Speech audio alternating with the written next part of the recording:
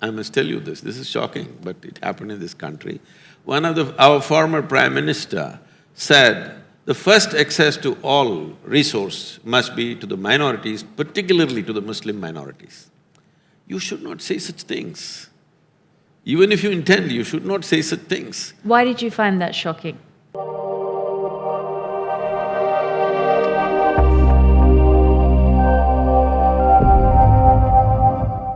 I think we have, in the last couple of decades, we have overdone this political correctness too much. People are sick of it. Trying to be right about everything, not looking at what people's needs are, but too much political correctness. Every word that you say, you have to say it in a certain way. This has led to a certain level of frustration, particularly in United States.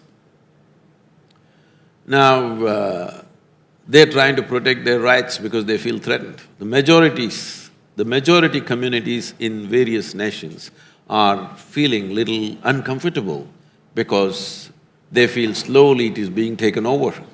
Whether it's real or it's just perceptional, it doesn't matter.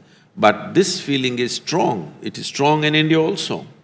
Because constantly talking minoritism, people feel uncomfortable. What's going to happen to us? So, we must understand this. Minorities have always stuck together. And because of this, politicians have played these games because minority votes are the only things which come en masse. Majority votes will never come en masse. So they always focused on them, gave them better things, to such a point, I must tell you this is shocking, but it happened in this country.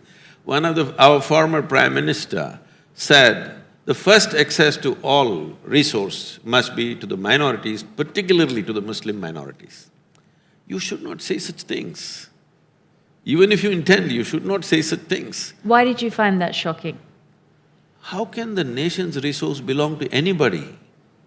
Even if you say it must belong to majority, it will be shocking for me. I'm not saying it is shocking because he pointed at a particular community.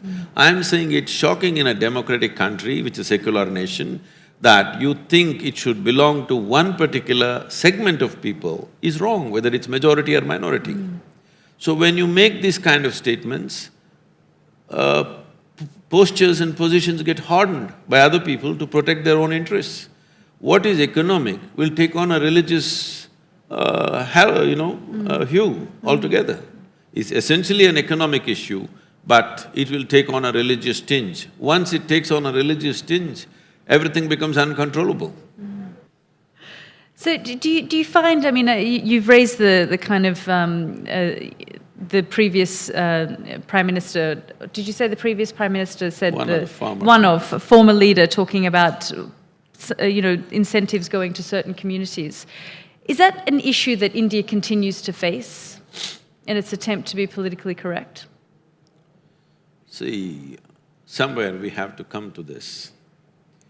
In a democratic country, numbers are important because elections are just a number game.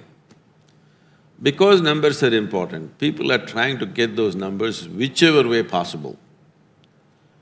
So, our election commission has put so many restrictions. If you say one religious word, immediately there is a censure, you can even go to prison by inciting something. So they don't do it in public meetings, they do it in those closed meetings, whatever. So one important thing is, if a democracy has to succeed, individuals should vote as individuals, not as family, not as community, not as caste, creed or religion.